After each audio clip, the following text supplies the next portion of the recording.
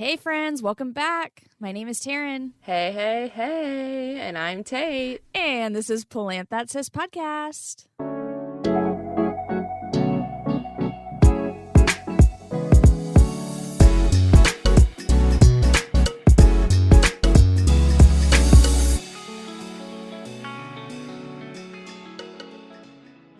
Oh my gosh. Hey friends, welcome Howdy. back. What's happening? Welcome back. The hell is going on with you guys? How is it going? How's it hanging? What's up? What is Long up? time no chat. It's been a brief little hiatus. A quick summer little break slash life. A quick little summer break that we did not plan on taking, especially in the middle of a 2-part episode. But hey, life happens, things happen. But the moral of the story is we're back. We're back in it. We're back and on. We're better than ever. We're Just kidding. I don't know. Yeah, we've gone through a lot in the last 2 months. I'm just kidding. We are going to finish our 2-part episode and also continue on with more episodes. Continue strong. We are back, and sorry to leave you hanging. I know everybody was following along and dying to know what was happening, and we just left you hanging. So, sorry about that, but it's good. We back. Apologies. And ready to get through this Birdcage episode business. Turned out really great. It really, really did. Yeah, so just to give you a little recap, considering it's been 800 years, we, for Mother's Day, which was how many months ago at this point? But for Mother's Day... It's July right now as we record this. Like the end of July. Right, like almost August. It's almost Leo season. Okay, anyways. Last episode, we started a project for Mother's Day. As a gift to our mom, we created a planter out of this black antique metal birdcage that she had. And so check out episode 1 for all of the details on the materials we used, setup, and details on the plants we chose. We are going to run through those again, just as, again, a refresher. Yeah, so just as a recap, we used pretty much, I think, only succulents. Yeah, it was Succulent Except for the City string up of in hearts, there. right? Mm-hmm. Or is the string of hearts succulent? I mean... It's I not, right? It depends on what you consider a succulent. That's very debatable. A lot of people even consider, like, Hoya and Peperomia as, succulent because their leaves retain water. It's like a succulent peripheral, it's maybe not like a succulent you'd think of in your brain, but it's like in that same realm. Right. So, okay, gotcha. So yes, we used the string of hearts was one of our kind of focal pieces, but we also used a watch chain, the speck boom or the elephant bush, the echeverias, kalanchoe, rotundifolia, copper tone succulents. We used some hen and chicks succulents, or I'll try to pronounce this right. Sempervivium? Who cares? Hen and chicks. Bro. We used some aloe varieties and some blue chalk sticks. So we had quite the varieties of succulents in this little bird cage. We tried to kind of jam pack it full. So kind of our process, like once we had all of the succulents that we were going to use, right, we kind of collected them all and put them all just kind of there. We kind of, played around with them, like trying to figure out like where things would go and how it would kind of look. We obviously had to mix the soil first, but once we had the soil, we like mounded it all together into the birdcage to kind of play with like how the succulents would look. And I don't know, for some reason, I want to make it sound harder than it was, but like really we just kind of like put succulents in certain spots to see how it would look. And it's easy with succulents because they don't have a super huge root pool, and like we had a lot of cuttings we could use too. So it was easy just to kind of like stick them in the soil, see where they looked good and where they didn't look good, and just kind of play around with it. And Taryn was kind of the master at that. She has a really good eye for it. So funny you say that, because I feel like you had pretty good, you'd be like, nope, don't like that. Clear opinions, I guess I would say. You had clear opinions. I also want to mention... It was a practice. Yeah, it definitely was. There wasn't really a lot of rhyme or reason. Like, we try to pretend like we're thinking of focal points and, how to tie in, from across the piece, like this plant to that plant, where their colors are. Like, of course, you want to imagine you have all these great design elements in your head, but honestly, you're just trial and error, mix and match until it looks like something you like. And until then you like it. it. Like that. Exactly. That was pretty much it. We definitely tried to mound the soil in a way that would support the shape. And for us, we knew that this was probably going to be not viewed from one side, but viewed from multiple sides, since it's a bird cage, obviously. So we tried to mound the soil in the center as much as possible to build up the middle, so that there was like a natural hill and a natural build inside of it. I think it's kind of settled over time and in the transition. I don't know how big of a difference that made, but that was definitely part of the intention when we were putting in the soil and going about how we were going to get it all in there. Another tricky thing I feel like I remember is when any of our like hanging over plants, that's not what I'm trying to say. Not hung over plants. Haha.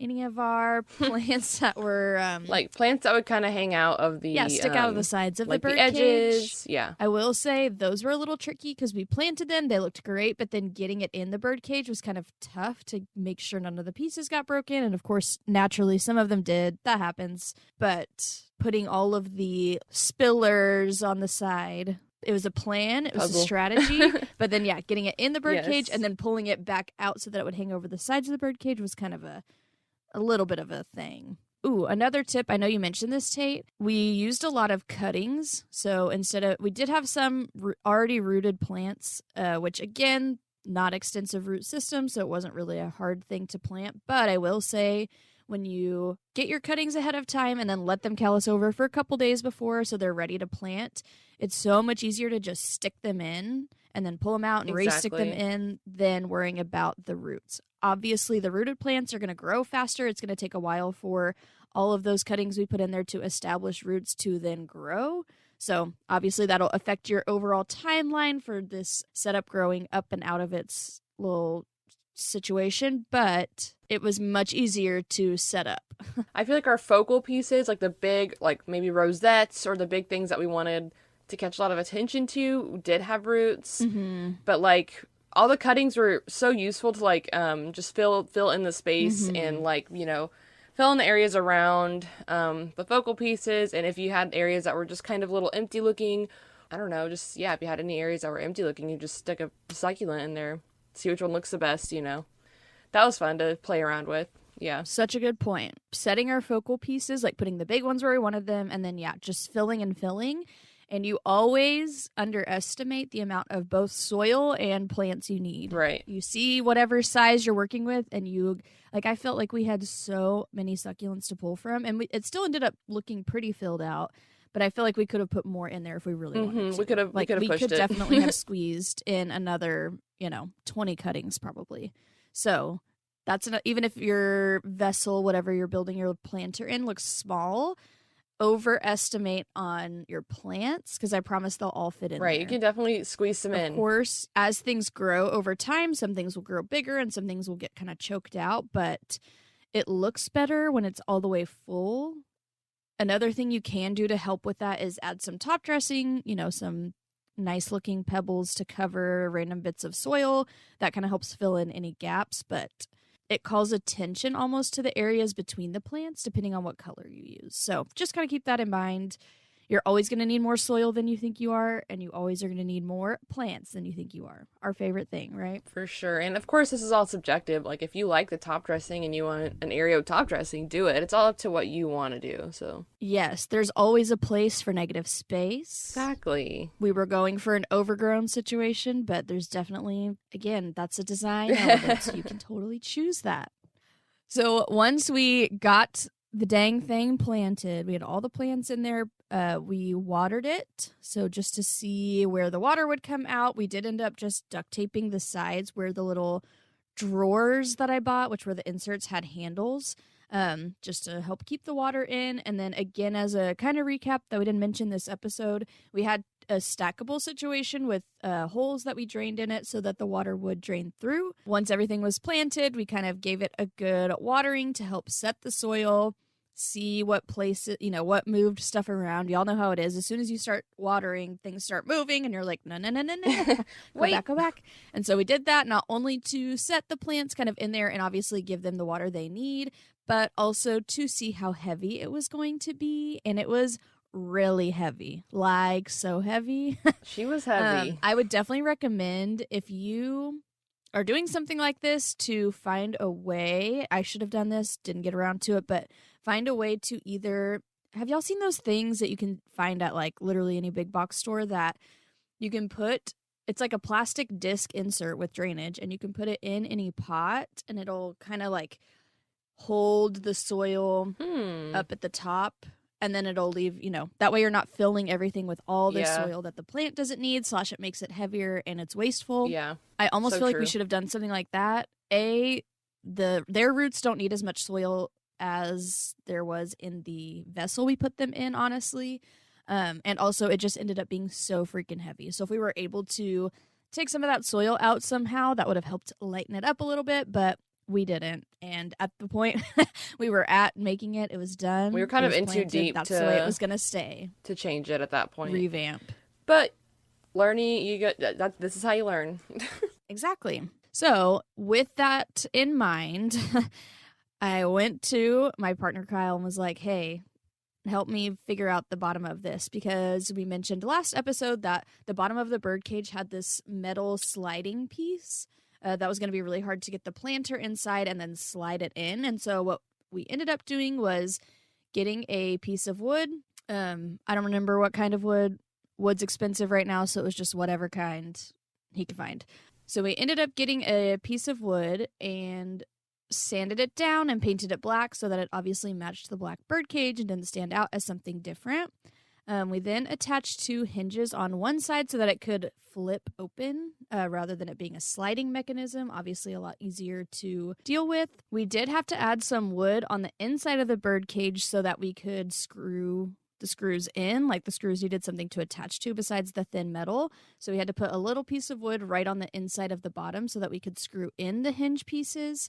And then on the other side of the hinge piece, we just put the little latch, like a little hook latch type of situation, so that it was a sturdier bottom and it would stay on there. So that's what we ended up doing for the bottom. Once we got that all situated, then we put the planter inside and closed it just to see where we were at, and realized we need just a little more height. The plants were sitting just a little too far down into the birdcage planter, or into the birdcage. The sides of the birdcage had this, like the bottom, probably 2 inches, had this black mesh. And so that kind of hid where the plants were at. So we ended up adding some risers, quote risers, which were literally just pieces of wood to the bottom, on the inside of the piece of wood as the bottom piece to raise it up a little bit. So with that extra height, then the plant stuck out right in the perfect spot. You couldn't see the planter at all, really, but you could see all the plants coming out of it. So we did have to add that little boost of height. Honestly, probably would have added even more, but that shit was already so heavy. So Kyle was like, I really don't think we need to add any more into this. He's like, and it really was sitting right at the perfect level. So it was pretty good. Okay, cool. And then after that, we had to get it back in. And like I mentioned, there were a couple of casualties. Some pieces broke off, but overall, like the string of hearts stayed intact.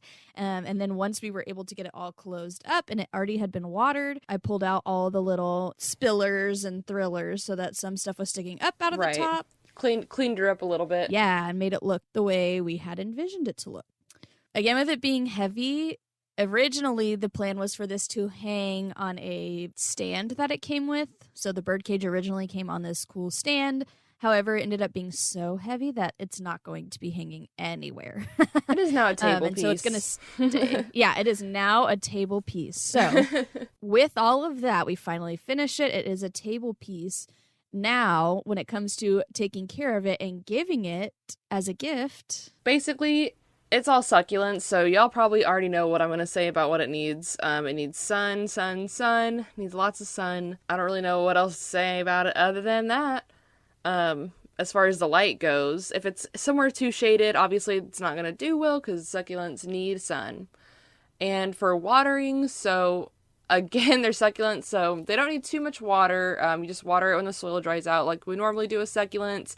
However, since this birdcage was already so heavy, it could probably be watered even less. Like maybe once a month would be fine.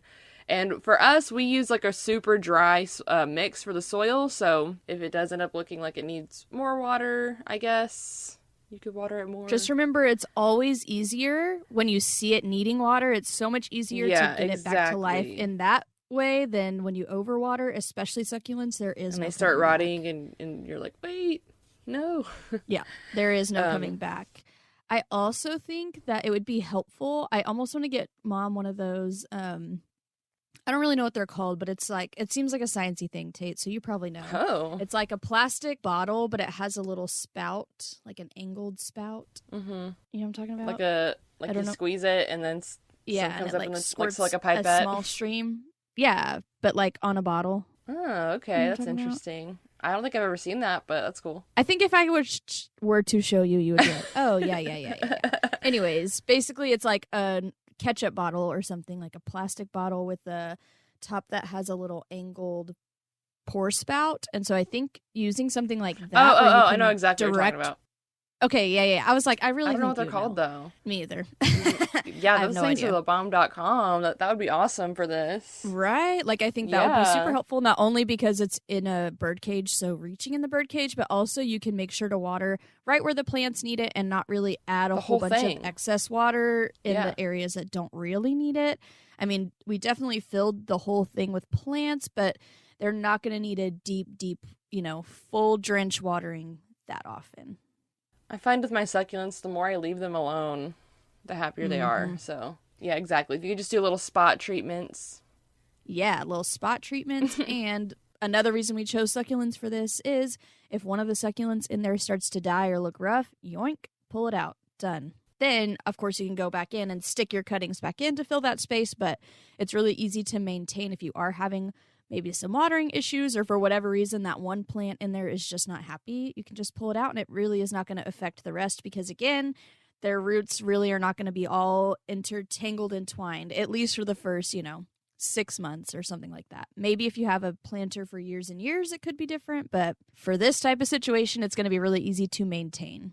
Yeah, it'd be super easy to pop those out, like the dead ones out, pop the new ones out back in if you have some cuttings, or you could even go get some succulents and split them up and, fill the spaces that need to be filled. Because in reality, like, some of them are probably going to die. Right, for sure. There's no way they'll all be successful. It just happens. It's just part of it. Unless you're super talented with plants, then I congratulate you. And we're all jealous of you. We want to be you. We want to be you.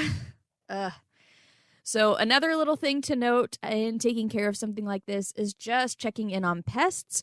There isn't a whole lot that you can do to prevent against pests. My opinion is that the biggest pest issue you're going to have with succulents is mealybugs. I have heard, I've never done this personally because I hate cinnamon. Like, I hate cinnamon. But supposedly you can sprinkle cinnamon or even some other, I don't know about other stuff. For sure cinnamon on the soil, and that'll help deter them. We didn't do that. I'm sure Mom would have liked that thing smelling like cinnamon, but we should have done that. We could always go sprinkle cinnamon. Taryn's a cinnamon hater. I hate it so much. It makes me gag. Something's wrong with her. I don't know. I don't know what. I mean, I ate it growing up, so I'm not really sure where that transition happened, but it is what it is. Anyways, so definitely checking for mealybugs. Remember, they like to hide like on the bottom side of the leaves and up kind of near the stem, so they're not going to be super obvious until.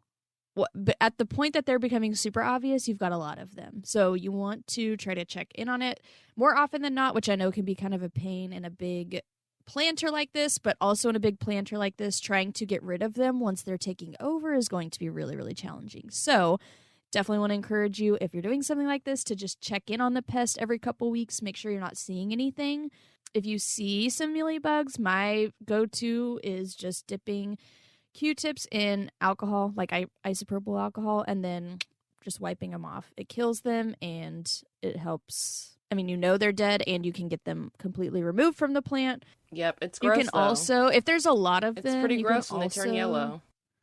I know, but it makes me a little satisfied. Oh, no, it's nice, but it's gross. I don't know. It's everything about them is disgusting.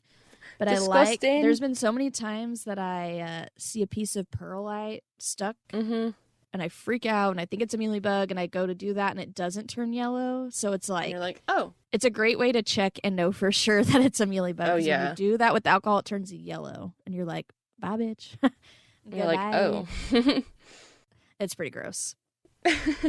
So that's definitely something to be on the lookout for. And even if you don't spot pests right away, I would definitely say, again, depending on whether you're using cuttings that have to grow their own roots or already established rooted plants, you are going to want to, in the next, if you're not seeing any new growth in the next month, maybe 2 to 3 months, and it just looks like nothing is changing, even if it's not getting worse, then something is probably wrong. Could be a pest issue, could be, another one of the many issues we always talk about with plants, right? It's always a bunch of variables, and you're really just kind of guessing most of the time to figure out what those things are. Exactly. But definitely something I've learned more as time has gone on, like if a plant, even if it's not declining or getting worse, but if nothing new has grown, especially when it's the growing season, obviously, if nothing new has grown in like months, then you probably got some sort of issue, and there's something you could be doing to encourage it to grow more and give it better conditions. So, right. If it's stagnant, it's probably not getting enough nutrients.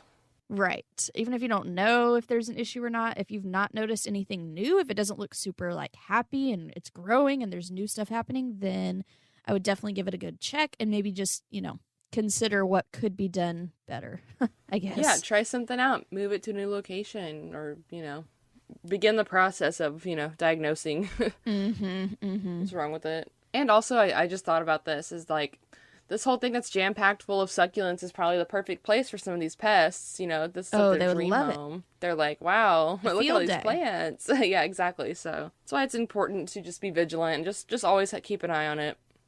You never know.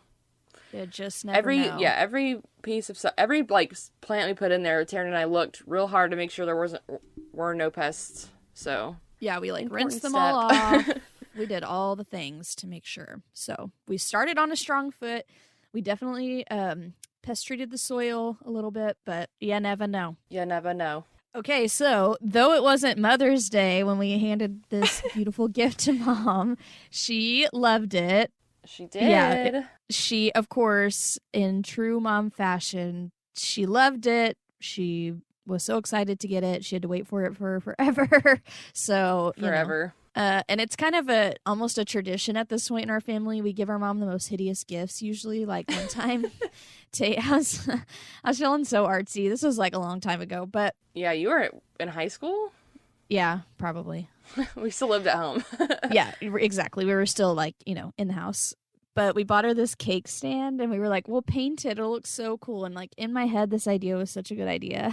And we spent all this time painting all these little designs on this cake stand, whatever. And right when we finished it, me and Tate stepped back and we were like, okay. And we stepped back and I was like, it's fucking ugly. It's so ugly, dude. We can't give this to her. We finished it. And Taryn, we were like, okay, I think it's done. And Taryn immediately just looks at it and goes, I hate it. And then picked it up and walked off. I was like, oh. I was like, that was fun. I wasn't even thinking about how it looked, honestly, at the time. I was like, that was just fun to do. It was fun to do. It really was fun to do. But anyway, she still has it. It's still sitting on the top of her fridge. It's still on her fridge. I just see it and haunted by it all the time. So I feel like it's just a thing. There's just stories throughout the years of the gifts we try to get Mom. And this one I would say was just a more the image you have in your head versus executing. This came out really good. It doesn't always come out, Right. It doesn't always actually look like the vision in your head, but this time it did. So exactly. Of course, our mom loved it. She loved it, and she has it in her house right now. Yeah, I'll post a picture of it now, which is a month later, so we can see how it's going on our Instagram. So follow us at Plant That Sis. Yeah, Plant That Sis. Speaking of, while we're already here, follow us on Twitter and Instagram at Plant That Sis. Our website is plantthatsis.com. And if you want to email us, you can. plantthatsis@gmail.com. We got that email. I was just already making the plug, so might as well just finish out the Might as well. But all in all, I would say it was a fun project. I love it's kind of anything like that. It's to get started because you have to acquire all the materials and gather all the stuff, get all the plants. Again, sometimes the issue with that is cost, time, energy, whatever it is. Yeah. But when you're getting to actually like design your plants and then you see the final product, it's really rewarding and fun. I will say, I think it turned out really good, but, I think it could be even cooler. Like, if I were to do it again, I'm sure I would do it very differently. And like you said, Tate, that's part of learning. You do something. Exactly. And then you do it better the next time, usually, naturally. So exactly. I'm excited to... And like we've been saying this whole podcast, I feel like plants are just about learning, like, how to take care of them. So. Yep. It's all a big fat dice roll anyway, right? Just kidding. That's life. There's rhyme and reason to it. You just got to figure it out. It just feels a little bit like a dice roll sometimes. It's hard for some of us to figure out. Like, I am pretty sure I have a bunch of thrips. I think I have thrips as a pest. This is a side note on a lot of my plants. We'll talk about this another time. But anyways, it just don't stop coming and it don't stop coming and it don't stop coming. Anyways, thanks so much for listening to this episode. Well, yeah, thanks for listening. We're so glad to be back. Yes, we're so glad to be back. We're back. We're in it. We won't ghost you again for 2 months at a time without telling you. Sorry, besties. If we ghost you again like that, we'll give you a heads up. It wasn't really meant to be, but clearly it was. So I don't know what to tell you. But we're back and we're excited to be here, and we're really grateful for anybody listening. Truly. It's a small project for us, but it's really fun, and we appreciate anybody listening. Thank you, thank you. Yes, please reach out. We love to see it. We love to hear from you guys. Yeah, let's be plant friends. Always, always. All right. Have a great week, and for real, we'll talk to y'all next week. Bye.